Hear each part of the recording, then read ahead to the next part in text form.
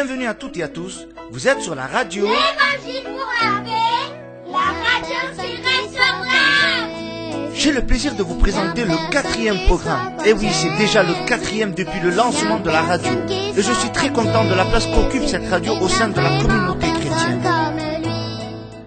Je tenais à remercier toutes celles et ceux qui m'encouragent à travers leurs messages sur Facebook et pour votre fidélité sur la radio L'Évangile pour la paix. N'hésitez pas à me faire part de vos idées via notre page Facebook Évangile pour la paix ou bien par mail évangilepourlapaix@gmail.com. Sans plus tarder, nous allons prier le Seigneur tous ensemble. Je t'invite à fermer tes yeux et à prier avec moi. Seigneur, nous te rendons grâce, nous te bénissons pour ce programme que tu as préparé d'avance. Seigneur, je te prie de pouvoir bénir, accompagner, Seigneur, chaque personne qui va intervenir à travers ce programme. Seigneur, tu puisses bénir, toucher, restaurer les âmes au nom de Jésus-Christ. Seigneur, que celui ou celle qui ne te connaît pas puisse te connaître à travers ta parole. Seigneur, au nom de Jésus, conduis-nous, convainc-nous par ton esprit. Au nom de Jésus. Amen. L'Évangile pour la paix, la radio qui restaure l'âme. Nous allons commencer notre programme avec ce merveilleux chant interprété par Gwen Dresser qui s'intitule « Un cœur d'adorateur ». Alléluia.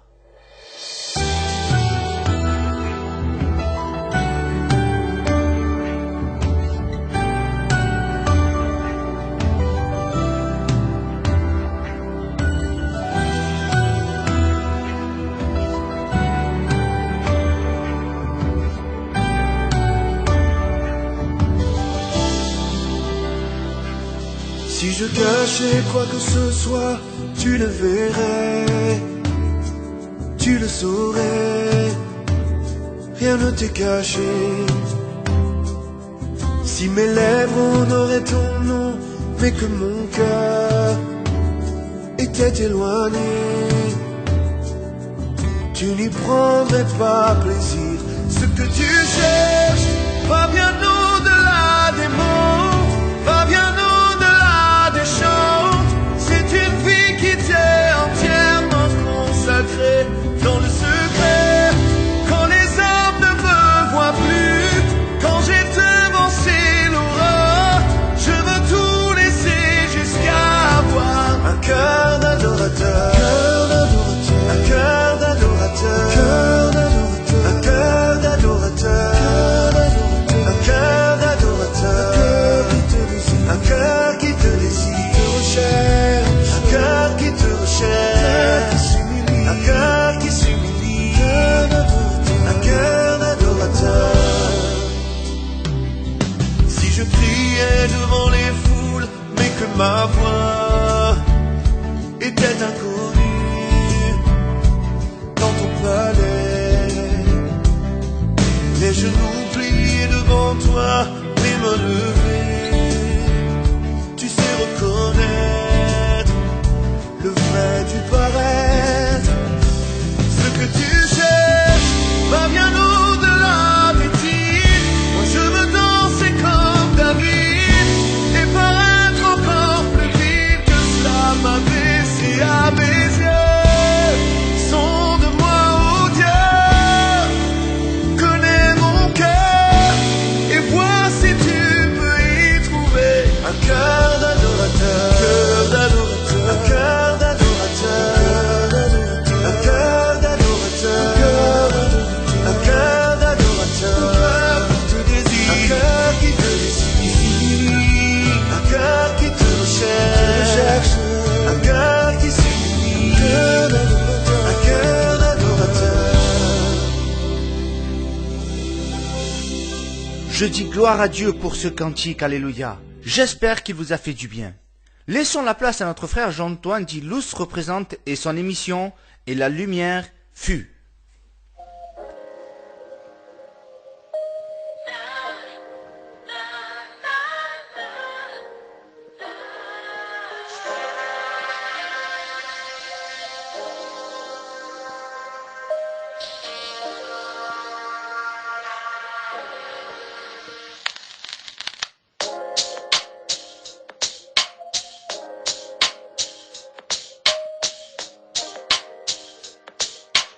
L'Évangile pour la paix, la radio qui restaure l'âme. Tout de suite, sans plus tarder, notre émission Et la lumière fut.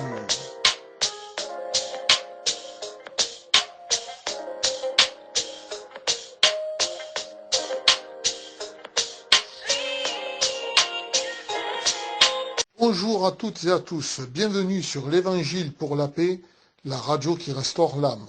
Aujourd'hui, dans notre émission Et la lumière fut, j'ai l'immense plaisir de recevoir notre frère José Gomez, dit Pépé, pasteur des Égalades, mais également animateur de la radio l'Évangile pour la paix. Pépé Gomez, bonjour. Alors mon frère, je pense que tu commences à connaître un petit peu le principe de l'émission. Est-ce que tu peux nous dire un petit mot de ton témoignage pour nos auditeurs et nos auditrices qui écoutent actuellement et aussi nous dire qui tu es?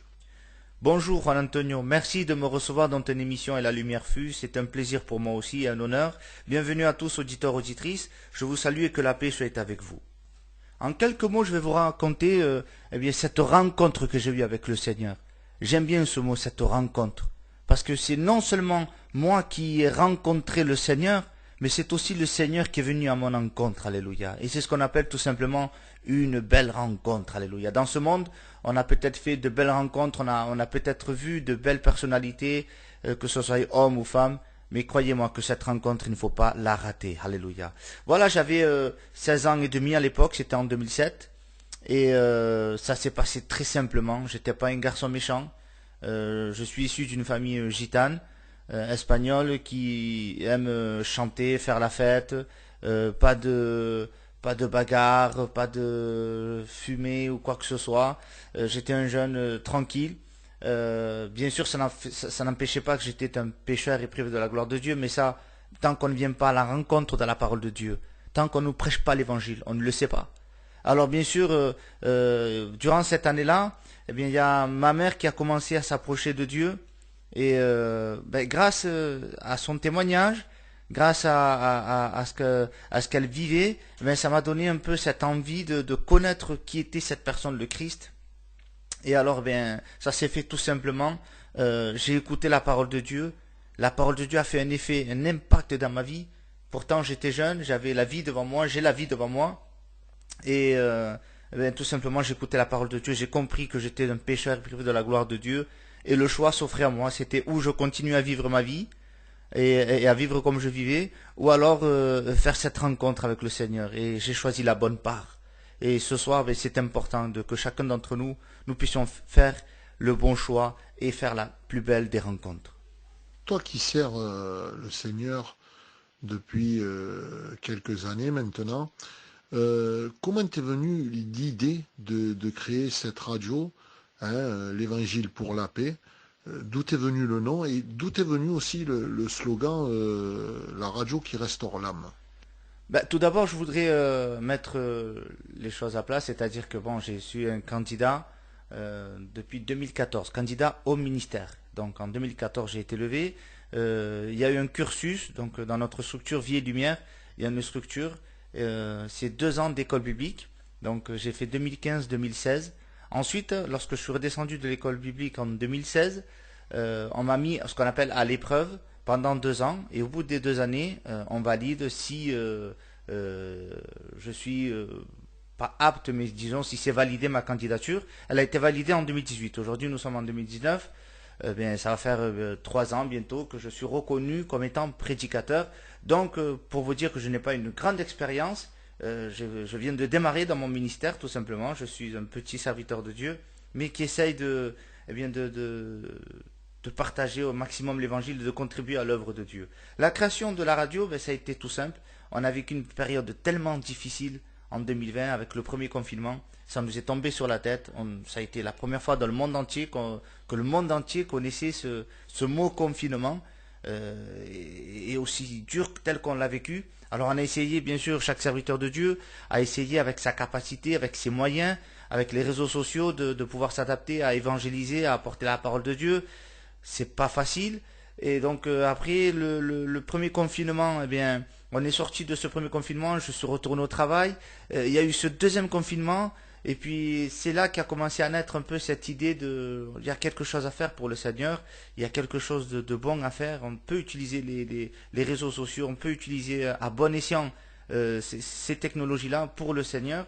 Et puis là a commencé à germer cette idée de radio, et puis je me suis lancé, je me suis renseigné, voilà, donc j'en suis arrivé où j'en suis arrivé. Donc il fallait bien sûr faire un nom, et pour moi c'était impensable que dans le nom il n'apparaisse pas le mot évangile.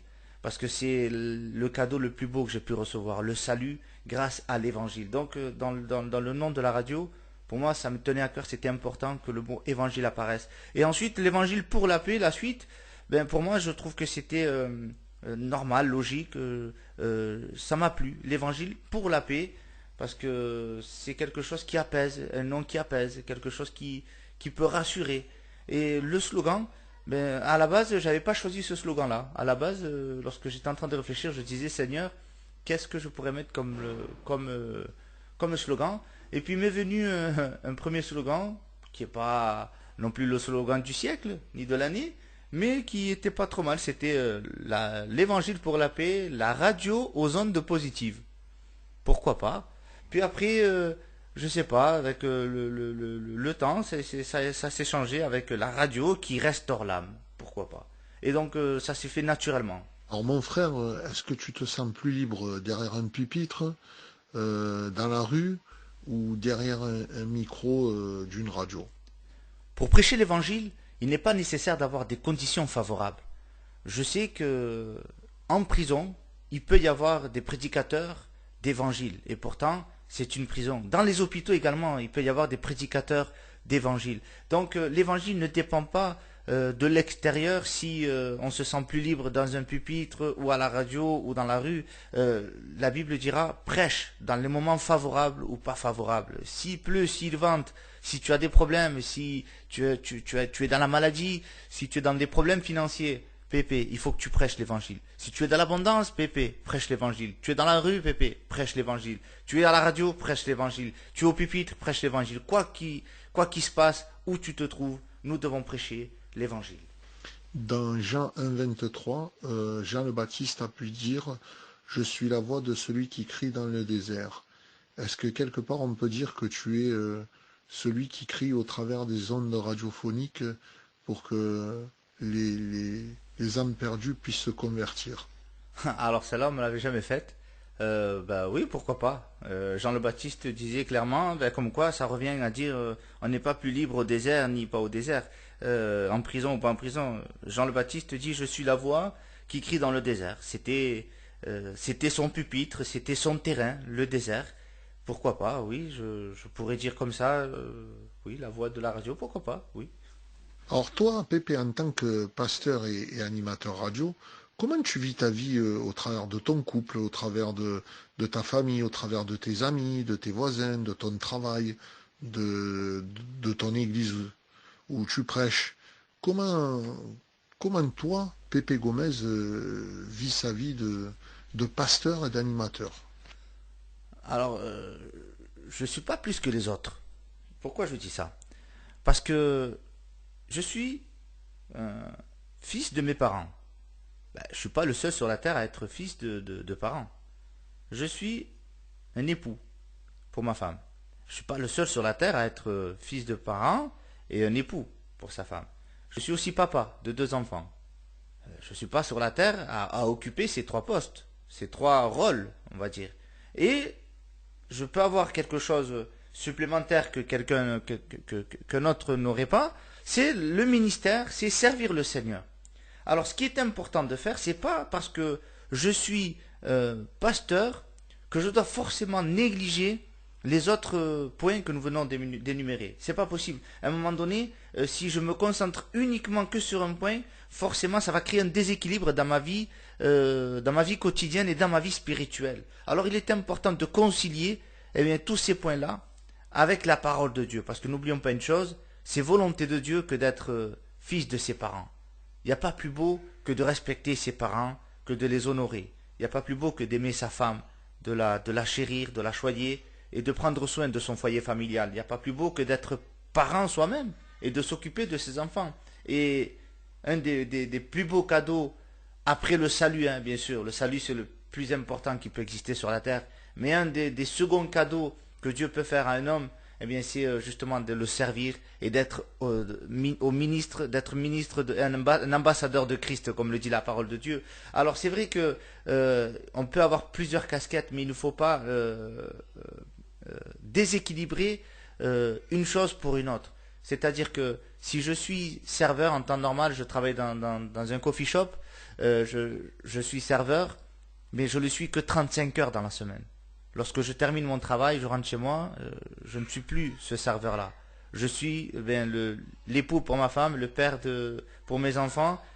Et par contre, ce qui va me suivre tout le temps, c'est que peu importe où que je sois, où que je vais, quoi que je fasse, je suis un chrétien. Je suis chez moi, je suis un chrétien. Je suis dehors, je suis un chrétien. Un homme de Dieu disait, avant d'être une lumière, une étoile dans le ciel, sois une bougie à la maison. La première des choses qui est primordiale, c'est à la maison, avoir cet équilibre avec sa femme, avec ses enfants, avec ses parents, avec ses alentours. Et ensuite, eh bien, on pourra éclairer les autres. On ne peut pas être un serviteur de Dieu déséquilibré. Donc c'est important, eh bien, d'équilibrer tout ça. Je passe du temps avec ma femme, je passe du temps avec mes enfants, j'essaie de passer du temps avec mes parents et de concilier tout ça avec la parole de Dieu.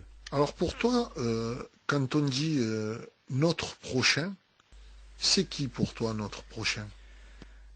Il y a une histoire dans la parole de Dieu, et justement c'est les pharisiens qui vont poser la question à Jésus. Ils vont lui poser la question suivante, ils vont lui dire, mais Seigneur, qui est notre prochain?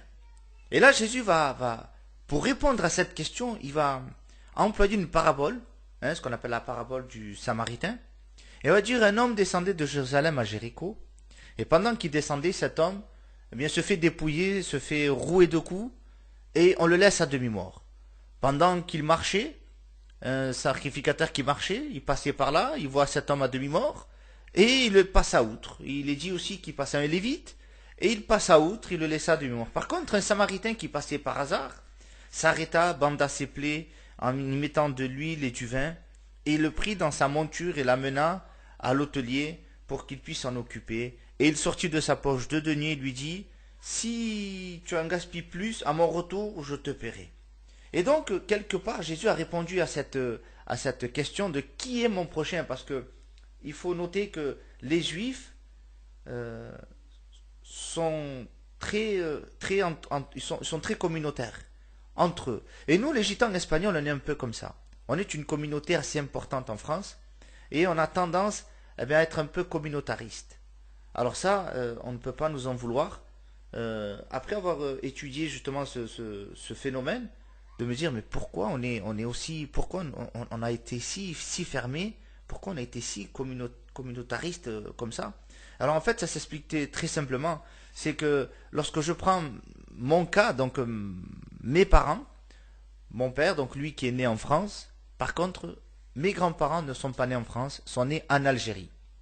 À l'époque, l'Algérie était française, donc ils sont nés en Algérie, ensuite il y a eu la guerre de l'indépendance, ils ont dû quitter un pays dans lequel ils étaient attachés, dans lequel ils avaient fondé leur vie, où ils avaient leurs racines, et on leur a dit il faut quitter ce pays, et ils sont arrivés sur Marseille.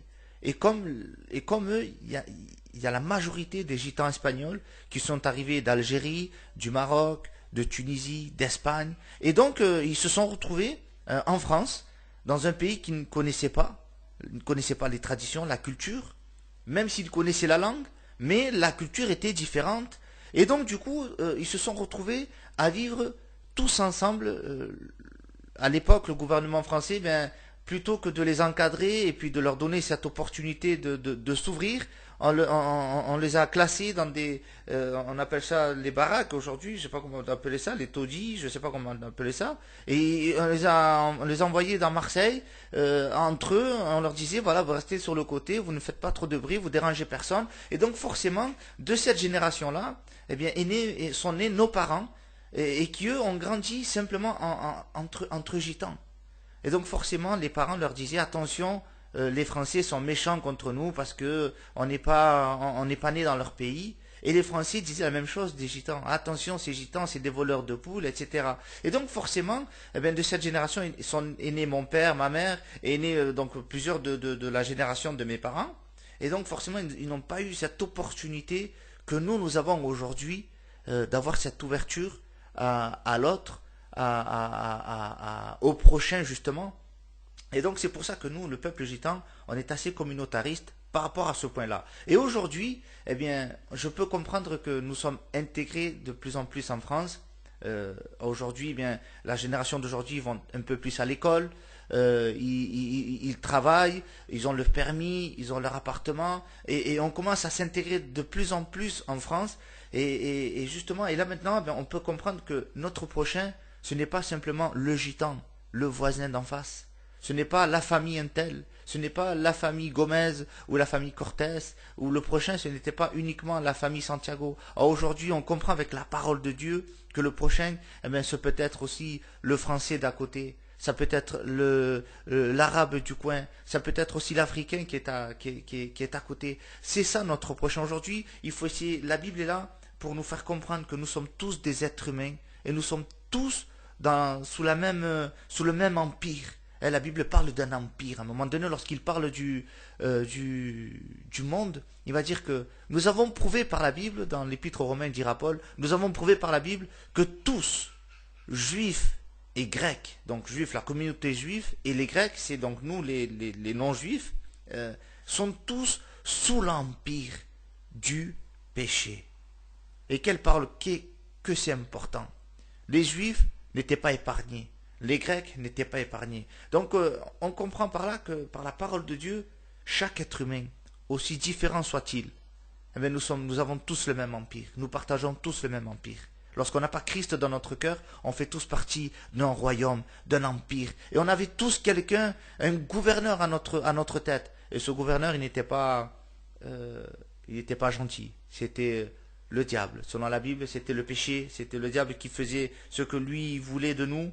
Et donc lorsqu'on comprend par rapport à la parole de Dieu, lorsque le Seigneur touche notre cœur et qu'on fait cette rencontre avec le Seigneur, alors on comprend que notre prochain, ce n'est pas simplement la famille, ce n'est pas simplement celui qu'on a l'habitude de côtoyer, notre coutume, nos traditions. Non, notre prochain, ça peut être n'importe qui, du moment qu'il est la créature de Dieu. Alléluia. Nous savons aujourd'hui que malheureusement, l'évangile est très controversé de par les religions. Bon, sans faire de polémique, mais qu'est-ce que toi tu penses de ce qu'on dit sur le mouvement évangélique, tout ce qu'on a pu entendre dire ces dernières semaines sur le mouvement évangélique, c'est quoi ta position, toi, qu'est-ce que t'en dis de ça? De nos jours, il est vrai qu'il y a beaucoup de divisions parmi les églises. Il me semble que, si je ne dis pas de bêtises, le christianisme est l'une des religions les plus divisées. Il existe le plus de branches possibles, c'est dans le christianisme. Je ne sais pas si dans le judaïsme il y a autant de branches, ni dans l'islam, s'il y a autant de branches que chez les chrétiens, chez le christianisme. Il y a le catholicisme, l'orthodoxe, dans le catholicisme il y a les jésuites, il y a aussi les protestants. Chez les protestants il y a d'autres mouvements, d'autres branches, d'autres divisions. Alors il est vrai que il est facile de vite déraper dans les dogmes, dans les règles et dans la parole de Dieu. Mais ça, malheureusement, on ne peut rien y faire, on ne peut rien échanger. L'homme est comme ça, il interprète chaque texte à sa manière. Nous ne sommes pas là pour dénoncer et de dire lui n'est pas bien, lui il n'est pas bien, lui il n'est pas bien. Nous sommes là, Jésus dira, allez par le monde entier, prêcher la bonne nouvelle. Voilà ce que nous devons faire. Nous devons prêcher Jésus, nous devons prêcher la Bible. Le reste, c'est le Seigneur qui s'en chargera de séparer le bon du mauvais. Et il est vrai qu'en ce moment, il y a une loi contre le séparatisme, il y a un débat à l'Assemblée contre le séparatisme. Et vous savez que l'islam donc est concerné majoritairement pour cette loi. Et récemment, donc notre ministre Marlène Schiappa avec Gérald Darmanin parlait de cette branche radicaliste qui crée donc des problèmes dans la société, des attentats, etc. Mais ils ne se sont pas arrêtés là. Gérald Darmanin a dit que les évangéliques aussi étaient une source de problèmes. Alors c'est sûr que parmi les évangéliques, si ce n'est pas encadré, s'il n'y a pas une structure, s'il n'y a pas un suivi derrière, il est vrai qu'il peut y avoir des dérives qui ne nous concernent pas. Hein. Nous sommes un mouvement, un Vie et Lumière, qui est né en 1952, qui a eu pour fondateur Clément Le Cossec, qui lui-même faisait partie d'une structure appelée Assemblée de Dieu. Et cette structure Assemblée de Dieu est depuis des années en France, qui est liée et affiliée à la Fédération protestante de France. Donc nous sommes super encadrés, très structurés, et donc pour ça il n'y a pas de problème à avoir avec nous. Donc nous sommes simplement des victimes de ces gens-là qui créent des dérives en se servant des textes, en se servant du nom de l'Évangile. Et c'est bien dommage. Nous prions pour que Dieu puisse nous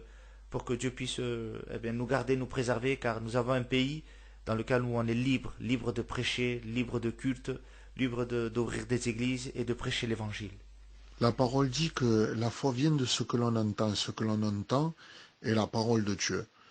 Penses-tu que des supports comme la radio, la musique, les livres et autres sont de bons supports pour faire passer le message de l'Évangile?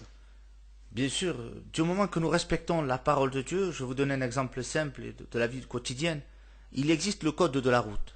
Le code de la route que nous ayons entre les mains, une petite voiture citadine, ou une grosse voiture, un 4x4, ou un gros camion, ou que nous ayons une moto, ou peu importe, le code de la route restera le code de la route. Le support, le moyen, va être justement un moyen de nous amener à la parole de Dieu, que ce soit à travers un livre, que ce soit à travers la radio, à travers un chant, mais bien sûr qu'il ne faut pas changer, il ne faut pas altérer la parole de Dieu, qui est, elle, est notre source et notre règle. Quel est ton thème favori dans la Bible? La Bible est composée de beaucoup de thèmes. Il y a des thèmes qui sont dédiés uniquement pour les chrétiens. Si je prends les dons du Saint-Esprit, celui qui n'a pas Christ dans son cœur, ça n'a aucun intérêt pour lui. Si je parle du fruit de l'esprit, pareil. Il y a des thèmes comme ça qui touchent uniquement le chrétien. Mais pour moi, mon thème favori de la parole de Dieu, ça restera ni plus ni moins que le message de la croix. Ce message est valable et pour celui qui ne connaît pas Christ et pour le chrétien.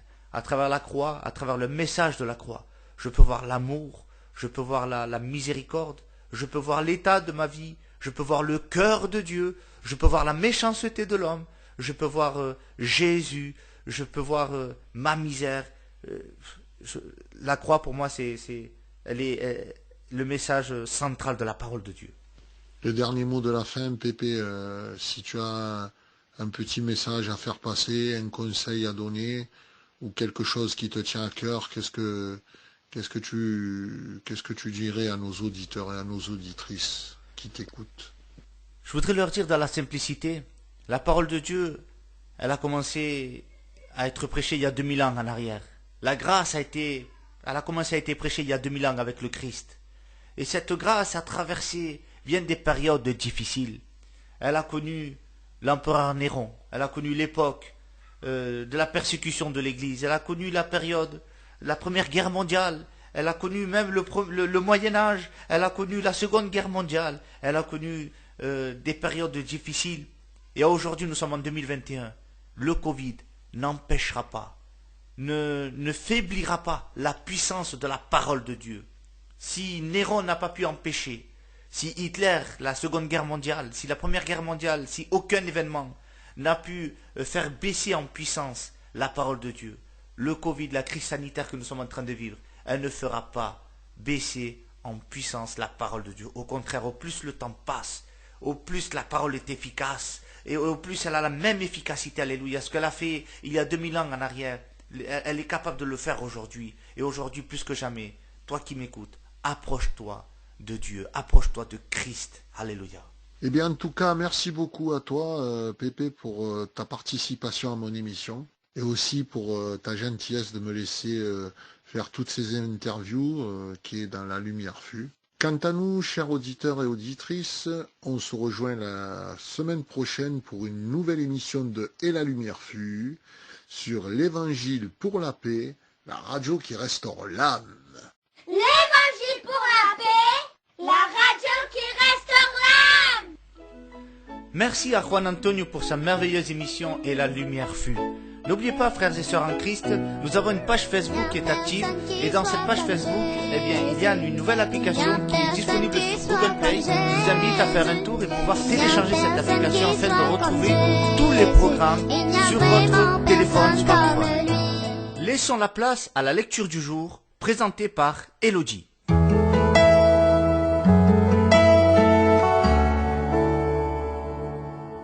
Bienvenue à tous pour la lecture du jour. Lisons ensemble le psaume 91. Celui qui demeure sous l'abri du Très-Haut repose à l'ombre du Tout-Puissant. Je dis à l'Éternel, mon refuge et ma forteresse, mon Dieu en qui je me confie, car c'est lui qui te délivre du filet de l'oiseleur, de la peste et de ses ravages. Il te couvrira de ses plumes, et tu trouveras un refuge sous ses ailes. Sa fidélité est un bouclier et une cuirasse. Tu ne craindras ni les terreurs de la nuit, ni la flèche qui vole de jour, ni la peste qui marche dans les ténèbres, ni la contagion qui frappe en plein midi. Que 1000 tombent à ton côté et 10 000 à ta droite, tu ne seras pas atteint. De tes yeux seulement tu regarderas et tu verras la rétribution des méchants.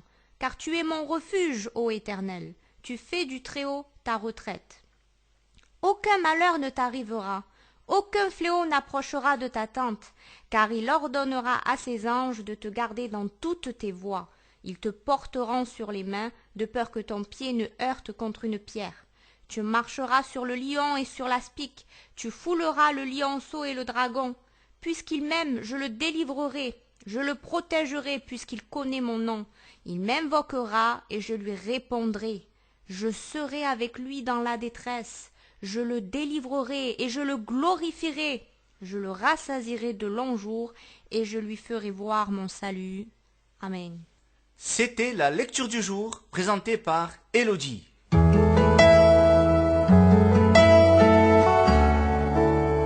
Le moment est venu d'écouter la parole de Dieu.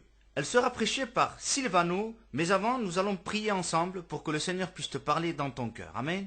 Seigneur notre Dieu, nous voulons te glorifier, t'adorer, t'exalter. Seigneur, pour ce moment, Seigneur, parce qu'il a été richement béni de ta part. Maintenant, ta parole va être annoncée et prêchée. S'il te plaît, tu puisses toucher, consoler, restaurer les cœurs. Au nom de Jésus. Amen. Voilà, que Dieu soit béni. Je bénis le nom du Seigneur dans cette journée. Je remercie le pasteur Pépé qui m'a laissé la place de pouvoir annoncer la parole du Seigneur dans cette journée. C'est toujours un privilège, c'est toujours une grâce pour un serviteur d'être l'instrument que Dieu veut. Je le remercie de tout mon cœur. Avant de rentrer dans mon message, j'aimerais me présenter. Je suis un candidat, je viens de finir mes 2 années des écoles bibliques sur Gien. Je m'appelle Silvano, je suis de Perpignan, j'ai 33 ans et avec la grâce de Dieu, ça fait plus de 17 ans que je suis le chemin de mon Seigneur. Il y a des hauts, il y a des très bas. J'ai passé par des moments très difficiles, critiques, mais heureusement que Dieu il est avec moi. Vous savez, j'aimerais faire quelque chose avant de rentrer dans mon message. J'aimerais, s'il vous plaît, là où vous vous trouvez, que vous soyez dans votre voiture, que vous soyez dans votre maison, que vous preniez 1 minute et on va prier le Seigneur. Parce qu'on a besoin de prier Dieu. Je peux prêcher 2 heures avec un message extraordinaire, mais s'il n'y a pas l'Esprit de Dieu, ça ne sert à rien. Et mon but, c'est qu'il y ait le Saint-Esprit dans le message qui me conduise et qu'il puisse avoir le mot. Le mot pour toi et le mot pour moi. Amen. Donc j'aimerais que vous inclinez, s'il vous plaît. On va demander l'assistance de Dieu. Je veux prier et j'aimerais que tous, que vous êtes en train de m'écouter, que vous priez, respect pour Dieu. Amen. On s'incline. Seigneur, mon âme veut te bénir. Mon âme te glorifie. Merci pour ces instants. Merci pour ces moments. Merci, Seigneur, parce que quand on parle de toi, mon cœur se réjouit d'allégresse. Seigneur, à combien dans mon message, je ne veux pas parler de moi-même, mais je veux que le Saint-Esprit me pousse à parler de toi, mon Seigneur. Tu vas bénir mes amis, mes frères et sœurs qui vont écouter cette prédication. Que cette prédication, Seigneur, fasse du bien dans leur cœur. Seigneur, je te demande ton assistance et j'ai besoin de toi. J'ai besoin que tu m'accompagnes pendant ces moments de la prédication, Seigneur. On a besoin de toi, nous vivons dans un monde terrible. Alors s'il te plaît, accompagne-moi, sois avec moi. Au nom de Jésus, et à toi revient la gloire. Amen. Voilà, sans trop m'attarder, nous allons faire une lecture. Il y en a beaucoup qui connaissent ce texte, les chrétiens. Ça se trouve dans le livre des Psaumes, dans les Psaumes 34 et verset 7. Je vous laisse quelques secondes pour celui qui a sa Bible, qu'il puisse faire la lecture avec moi. Et celui qui n'a pas la Bible, eh bien moi je vais faire la lecture pour vous. Maintenant, je vous demande d'écouter. Voilà qu'est-ce qui va dire la parole du Seigneur. Quand un malheureux crie, l'Éternel l'entend, et il en délivre de toutes ses détresses. Que Dieu soit béni, parce que Dieu toujours, il en délivre de toutes nos détresses. Mais bien, je regardais qu'il y a des cris. Dans ce texte, il nous parle qu'il y a un malheureux, il crie l'Éternel, l'Éternel entend, il en délivre de toutes ses détresses. Et moi, j'ai pu regarder, et j'ai pu marquer que dans le monde, il y a des cris, c'est rare maintenant, hein, mais ils y sont parfois, il y a des cris de victoire, cris de joie, cris de bonheur, cris de vainqueur. Mais que tu le veuilles, ou que tu le veuilles pas, il y a des cris de défaite, cris de souffrance. Maintenant, on entend plutôt des cris comme ça, de souffrance, de malheur, découragement, de douleur, de pleurs, de guerre, cris de maladie. Voilà aujourd'hui le monde, où est-il? Il n'y a que la détresse.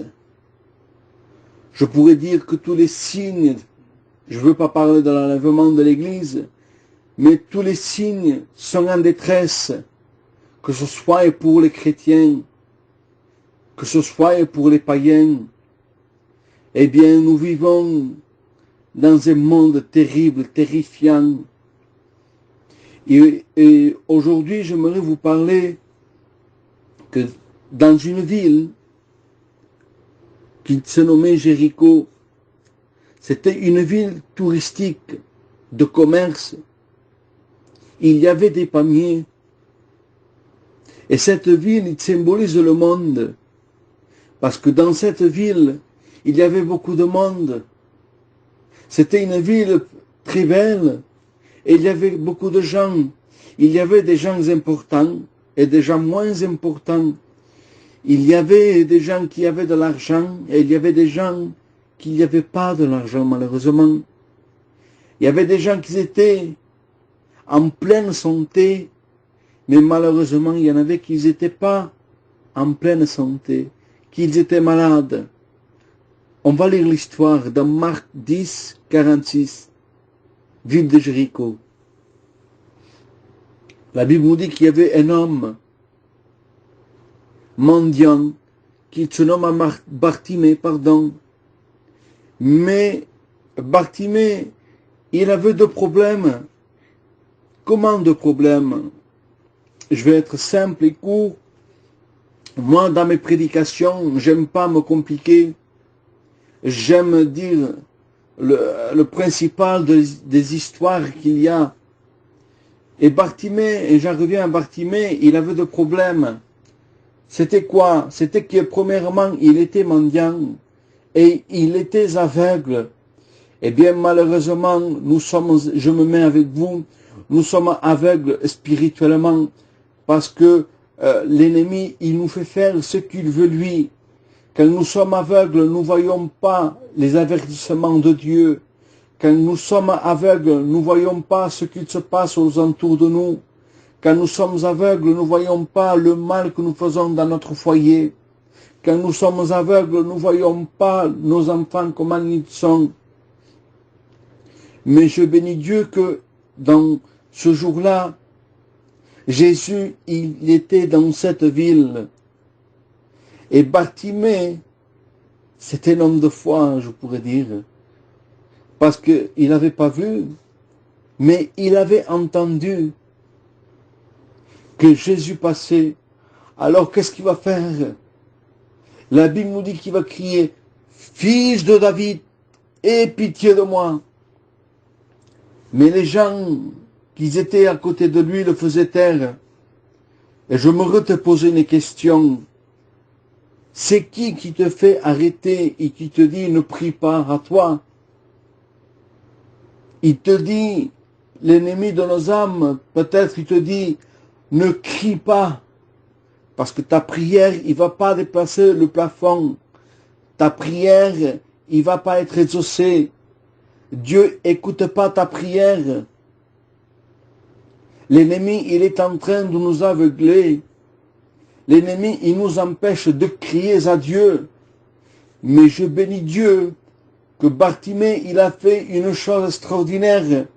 Parce que s'il y a beaucoup de monde qui te disent « Arrête, tu vas t'arrêter, c'est normal, on va s'arrêter. » Mais lui non, il avait la foi. La Bible nous dit qu'il va crier une deuxième fois, plus fort encore, nous dit « Fils de David, aie pitié de moi. » Il a fait arrêter les pas de Jésus. Et moi je te dis dans cette journée que tu peux faire arrêter les pas de Jésus. Que tu sois dans ta maison, que tu sois dehors, que tu écoutes, que tu sois, eh bien, dans ta maison, eh bien, tu peux faire arrêter les pas de Jésus.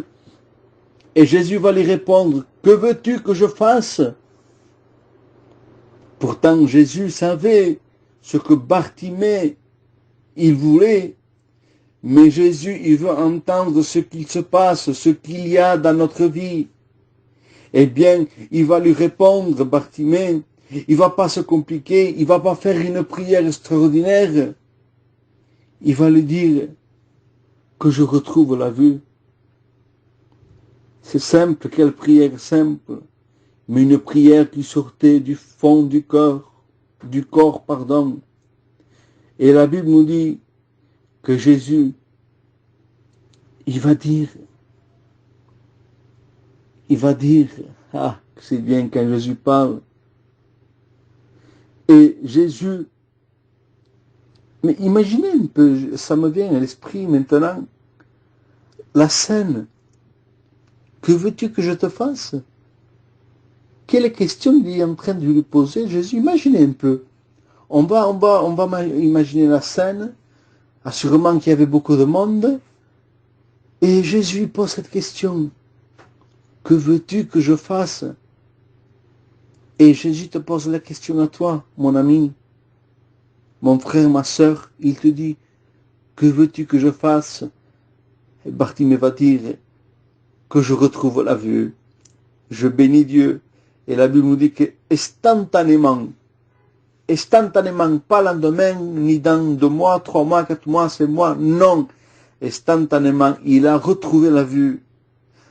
Premièrement, il a vu le visage de Jésus. Et deuxièmement, il a pu voir la création de Dieu. Quel miracle, quel grand espoir qu'il a fait Jésus ce jour-là. Et quelle foi il a eu, Bartimée. Je t'invite de faire comme Bartimée, de crier à Dieu, parce que nous avons besoin de crier à Dieu. Alléluia. Il y a un texte aussi qui dira, l'Éternel, mon Dieu, je crie à toi et tu m'as guéri. Comme il a fait Bartimée, il était malade. Eh bien, Jésus, il a exaucé sa prière. Je ne sais pas dans quelle situation tu es. Je ne sais pas comment tu te trouves. Mais je peux te dire, comme la Bible nous enseigne, et comme il nous dit, quand un malheureux crie, l'Éternel entend. Tu es malheureux, malheureuse. Peut-être tu es en train de demander à Dieu quelque chose et ça fait longtemps que Dieu, il t'a pas donné ce que toi tu es en train de demander. Mais la Bible dit, si la promesse tarde, attends-la qu'un jour il va s'accomplir. Alléluia. Et toi, mon ami, si tu vis dans le péché, crie à Dieu. Dis-lui, Seigneur, j'ai besoin de toi, j'ai besoin de ta main. J'ai besoin que tu viennes dans ma vie. Et Dieu se fera un plaisir de venir. J'aimerais te dire, regardez, que la puissance de Dieu, quand un malheureux crie, quand quelqu'un crie, il se passe beaucoup de choses là où tu peux te trouver. Eh bien, Dieu, il te répond. Et je veux te le confirmer avec la parole de Dieu. Jonas 1, verset 2, chapitre 1, verset 2, il dira, Dieu, il dit, va à Ninive, il parle à Jonas, il dit, va à Ninive. Et lui, il va à Tarsis. Malheureusement, Dieu, il envoie, je pourrais dire, en mission, va dans telle ville, à Ninive, et va annoncer ma parole, parce que Dieu, il était fâché contre ce peuple-là. Et la Bible nous dit que Jonas, il va prendre peur, et il va partir à Tarsis. Malheureusement, quand nous n'écoutons pas la voix de Dieu, il se passe beaucoup de choses, et nous sommes dans un grand danger. La Bible nous dit que Jonas, il descendit à Jaffo, et trouva un bateau, qui alla à Tarsis. Même la Bible dit qu'il paya le prix du transport. Et Jonas fuit loin. Et Jonas y croyait, je passe vite, et Jonas y croyait qu'il était loin de Dieu. Mais Dieu le voyait. Si peut-être le cœur de Jonas ce jour-là, il s'était enfermé, endurci, mais Dieu le voyait. Là où tu es, Dieu, il te voit. On connaît tous l'histoire de Jonas, et pour faire plus court, la Bible nous dit, et c'est Dieu qui va commander, je pourrais dire, un grand poisson, la Bible nous dit. Et la Bible nous dit que ce grand poisson, il va engloutir Jonas. Et Jonas, il représente beaucoup de choses. Mais je n'aimerais pas toucher ces points-là. J'aimerais t'expliquer l'histoire de Jonas pour te faire comprendre, même si tu es loin, que Dieu, il entend le cri du malheureux. Jonas, il resta 3 nuits et 3 jours dans le ventre du poisson. Maintenant, imaginez-vous, Jonas, eh bien, seul, sans contact de personne, sans lumière, sans manger, assurément qu'il était triste, abattu, découragé, peur, parce qu'il se devait dire, si j'aurais écouté la voix de Dieu, je ne serais pas là. Mais malheureusement, quand on désobéit à la voix de Dieu, il y a des conséquences. Et Jonas, 1 jour, rien. 2 jours, il se passait toujours rien. Mais le 3e jour, la Bible nous dit que Jonas, il va dire, dans ma détresse, j'ai invoqué l'Éternel, et l'Éternel, il m'a répondu. Pourtant, il était au fond de l'océan. Il était au fond de l'océan, et en plus, dedans le poisson. Donc, qui pouvait l'entendre? Personne au monde. Mais comme nous avons un Dieu qui entend la prière du malheureux, qu'il entend le cri, eh bien il a entendu ce jour-là Jonas. Et je vous demande pardon pour le mot que je vais employer. Dieu, il va leur donner aux poissons qu'ils vomissent Jonas sur le sable. Et il va le vomir. Et je pourrais dire que Dieu va lui donner une deuxième chance à Jonas. Il va lui dire, Jonas, va à Ninive annoncer ma parole. Ah, cette fois, il est pas parti à Tarsis. Il n'est pas parti dans un autre endroit. Non, la Bible nous dit qu'il va faire la volonté de Dieu. Il va annoncer l'évangile. Une seule prédication de Jonas, 120 000 personnes se sont converties à Dieu. Alléluia. Une seule prédication de Jonas. Toute la ville convertie. Parce qu'il avait obéi à Dieu. Parce qu'il avait crié à Dieu. Même qu'il était au fond de l'océan, du poisson, j'en reviens. Même si ton péché, il est grand. Que tu dis, Dieu, il peut pas parce que mon péché, il est trop grand. Dieu, il peut pas m'écouter. Bien, Dieu, il peut t'écouter. Et Dieu, il t'entend dans cette journée. Alléluia. J'aimerais vous donner un témoignage. Témoignage réel, puissant. Le témoignage nous dit qu'il y avait un jeune bien, en pleine forme, en pleine santé. Et ce jeune, il se plaignait de la jambe. Bien sûr, il est allé dans son docteur traitant.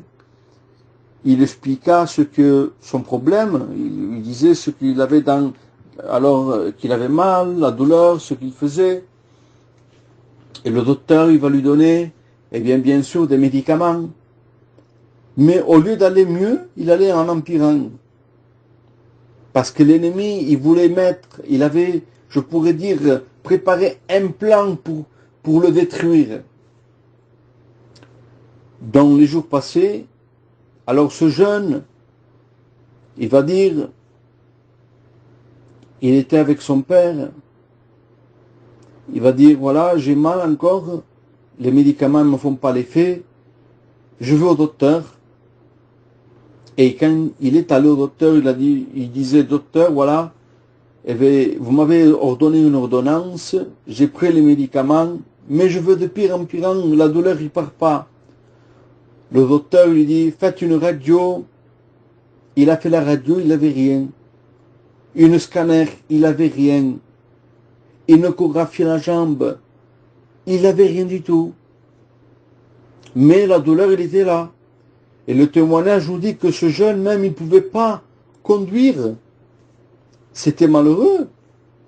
Il prenait des médicaments, il avait fait plein d'examens, et il ne trouvait pas la solution.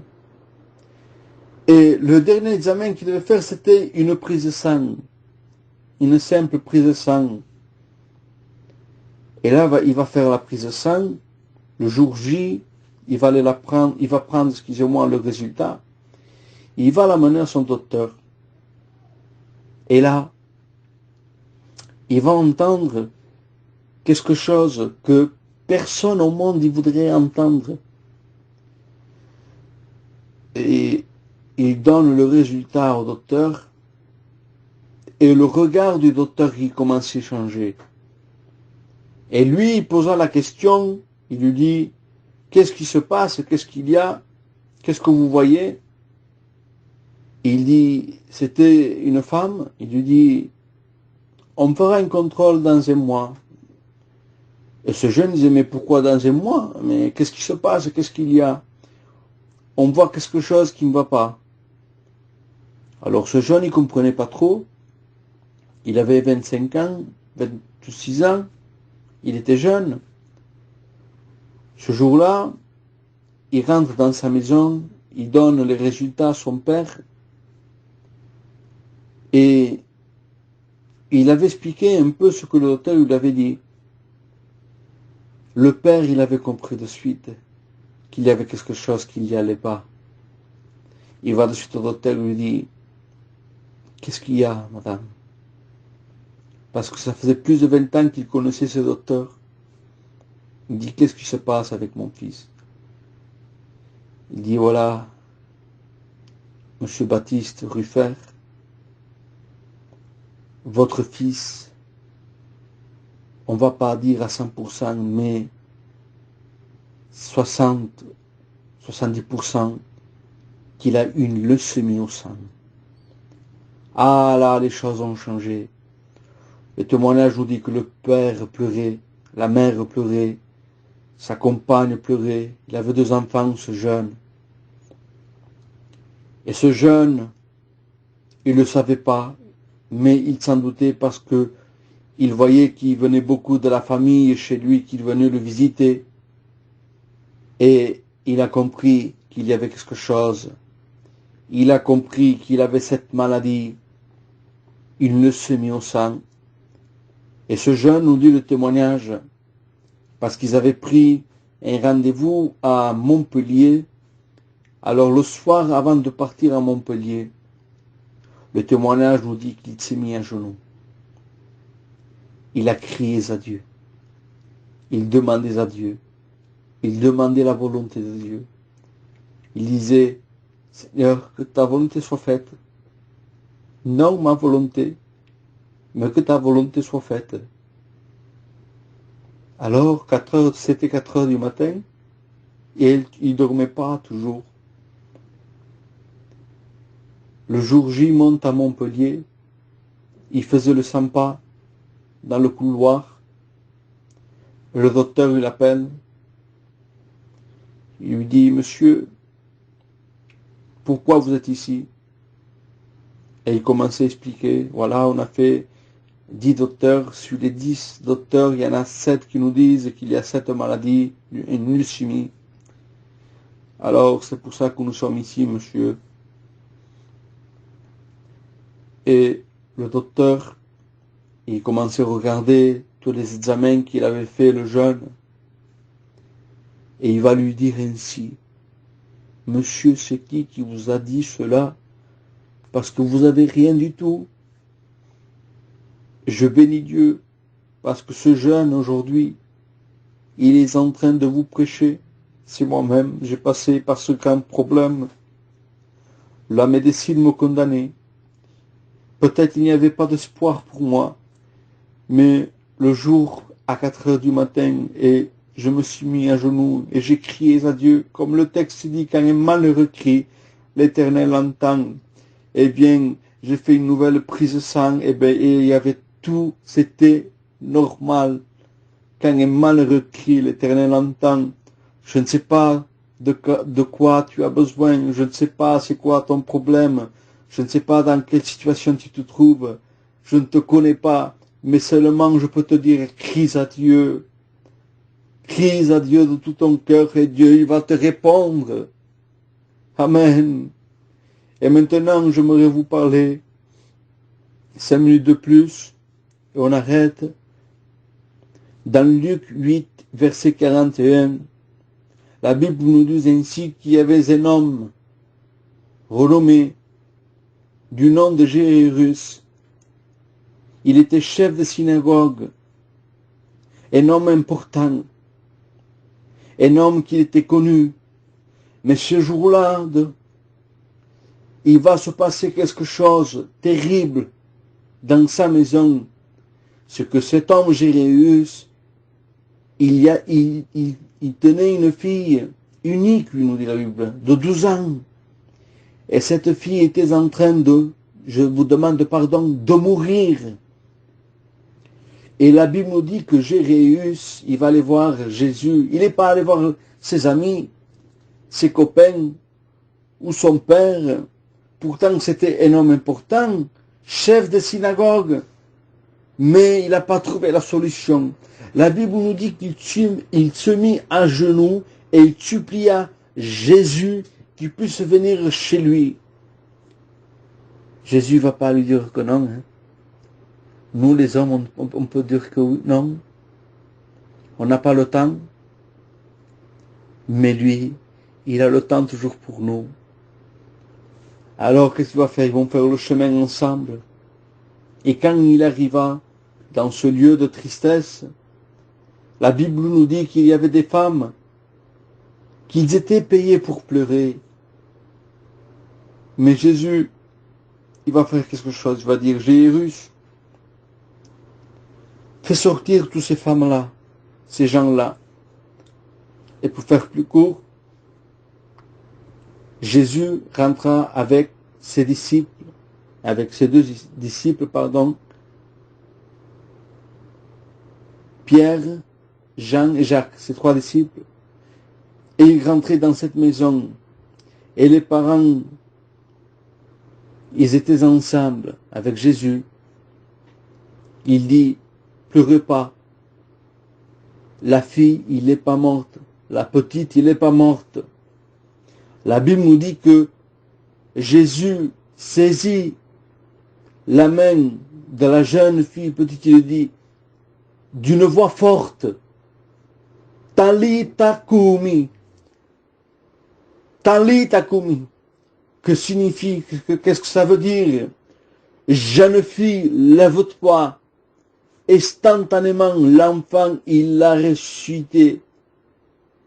À la voix forte, puissante de notre Sauveur, eh bien, la jeune fille, il l'a ressuscité. Pourquoi? Parce que Jairus, il a crié aussi. Il est venu vraiment, il a supplié à Jésus de venir, de rentrer dans sa maison. Et moi, je t'invite que tu fasses comme Jairus, que tu fasses comme Jonas, que tu fasses, bien sûr, comme Bartimée, qui a fait arrêter les pas de Jésus, mon ami. Fais arrêter les pas de Jésus. Je bénis Dieu pour cela, pour ces choses. Mais attendez. Il y a un cri, magnifique, extraordinaire. Parce que il y avait un homme, la Bible nous dit, à la croix du Golgotha, qui se nomma Jésus. Il était en sanglots, il porta une couronne d'épines, ses mains clouées. Il était maltraité. Les gens, ils se moquaient de lui. Et Jésus, il était à la croix et il disait rien. Jésus, il attendait. Jésus, il accomplissait toutes les prophéties.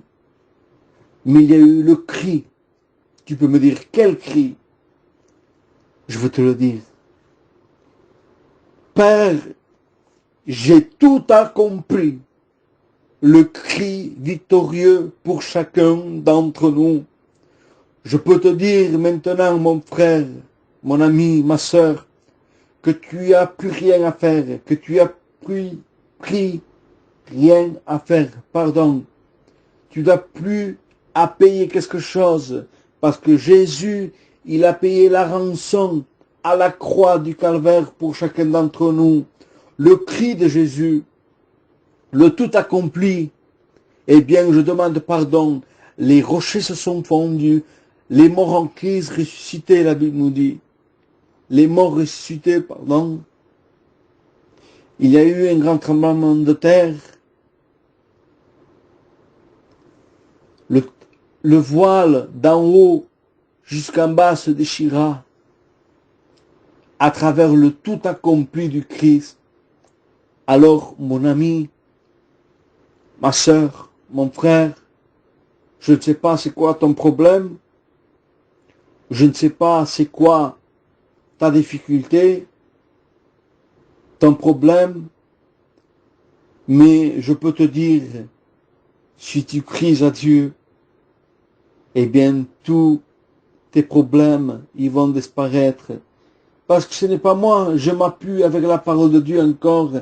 Quand un malheureux crie, l'Éternel l'entend, il en délivre de toutes ses détresses. Je ne sais pas dans quelle détresse tu es. Je ne sais pas par quel moment tu passes. Mais je peux te dire que tu as rien à faire parce que Jésus, il a tout accompli à la croix du Golgotha. Alors mon frère, mon ami, maintenant, c'est une décision que tu dois prendre. C'est une décision que tu dois réaliser. que Jésus, il a payé ta rançon, comme j'ai dit tout à l'heure, pour toi et moi. Donc je t'invite à crier à Dieu. Tu peux appeler tes amis, ils te diront, oui, je veux venir, mais en réalité, ils ne viennent pas. Quand tout te va bien, je peux te dire, toute ta famille. Je demande pardon, je n'arrive pas à m'exprimer, parce que je suis en train de penser quelque chose. Vous savez, quand je vais vous faire part de ma petite expérience, grande expérience même. Vous savez, le 5 mai dernier, j'ai perdu mon père. Je ne veux pas vous prendre avec le sentiment, mais j'ai perdu mon père à cause de ce virus-là. Et même, j'aime pas dire ce mot. Un homme en pleine santé, un homme fort. Mais malheureusement, il a resté 41 jours à l'hôpital et il n'y avait rien à faire. Il a fait au total 3 arrêts cardiaques. Ses poumons, il était vraiment touché. Je vous prêche, je suis en deuil. Mais je vous dis ça pourquoi? Parce que sans Dieu, je ne pourrais pas. Mais quand je crie à Dieu, je me rappelle du sacrifice de la croix. Bien sûr que j'ai peine toujours. Bien sûr. Mais je me confie à mon Seigneur. Je crie à Dieu. Parfois, on ne comprend pas les plans de Dieu. Mais mon espérance, c'est de le voir bientôt. Nous, les chrétiens, nous avons cette espérance qu'un jour on partira tous à la Nouvelle Jérusalem. Plus de pleurs, de larmes, ni deuil. Je demande pardon ni cimetière, mais que joie, paix, tranquillité, bonheur. Ça me tarde ce jour. La grâce, il est ouverte, mon ami. Je ne sais pas combien de temps. Je ne sais pas combien de jours, d'heures. Mais je sais que c'est pour très peu. Je ne sais pas dans quel moment. Fais comme cet homme, ce brigand qui était à côté de Jésus, qui l'a crié, qui lui a dit, parce qu'il y en avait un qui a juré, qui lui disait, si tu es le Fils de Dieu, descends, sauve-toi et sauve-nous. Il ne reconnaissait pas ses torts, mais l'autre qui était à côté, il reconnaissait qu'il était pécheur, qu'il était privé de la gloire de Dieu. Mais il va crier, il va dire, rappelle-toi quand tu rentreras dans ton royaume. Jésus va pas lui dire non. Hein. Et pourtant, quand il devait parler, ça devait faire mal. Imaginez. Eh bien, Jésus va lui répondre, il va lui dire, aujourd'hui même, tu seras avec moi au paradis. Et moi aujourd'hui, je te dis, aujourd'hui, si tu rencontres Dieu, eh bien, aujourd'hui même aussi, ton nom il sera écrit au livre de la vie éternelle. Accepte Jésus, accepte la grâce, demande pardon, et crie à Dieu, au nom de Jésus, que Dieu vous bénisse à tous. Et je le crois de tout mon cœur que ce message, il vous a fait du bien. Je vous demande pardon si mes paroles, ils n'ont pas été bien exprimées. Mais je sais que vous avez compris le message de Dieu. Je remercie mon Seigneur qui m'a donné ce message. Je remercie le frère Epep encore une fois qui m'a laissé la place pour pouvoir prêcher la parole de Dieu. J'ai un plaisir et c'est une joie. Et je l'ai dans mon cœur quand on pourra, si lui pourrait venir sur Perpignan ou moi, aller sur son endroit, Marseille, hein, je crois que c'est ça, eh bien se visiter les uns les autres, ça nous ferait du bien, quand tout ira bien. Mais toi mon ami, toi mon frère, crie à Dieu, c'est le moment. Donc sur ces quelques mots, je vous dis que Dieu vous bénisse et Peut-être, on ne sait pas. Il n'y a que Dieu le sait. Peut-être on peut se voir à Marseille ou à Perpignan, mais j'aimerais vous voir à tous dans le ciel de gloire. Alléluia. Donc sur quelques mots, que Dieu vous bénisse à tous. J'aimerais prier pour vous et on se laissera avec la paix et la tranquillité. Prions ensemble. Seigneur, je veux te bénir, je veux te rendre gloire et grâce. Je veux te dire merci de tout mon cœur, de toute mon âme, pour ce message, Seigneur, parce que tu nous fais comprendre que quand un malheureux crie, eh bien que tu l'entends, même, Seigneur, que nous avons désobéi à toi, eh bien, tu es toujours là pour nous donner la main. Eh bien, Seigneur, je te dis merci. Seigneur, que nous soyons, Seigneur, eh bien, des victorieux avec toi, parce que la victoire, nous l'avons remportée à la croix de Golgotha, parce que, à travers ton sang, nous sommes purifiés de tout péché, Seigneur. Alors, aide-nous, Seigneur, encourage-nous. Je te dis merci pour ces moments, pour cet instant que nous avons passé. Bénis tous mes frères, Seigneur, mes sœurs, mes amis, qui sont en train d'écouter la parole de Dieu. Que cette parole leur fasse du bien. Travaille leur cœur, Seigneur, qu'ils puissent t'accepter au nom de Jésus, et à toi revient la gloire, Père. Amen et Amen.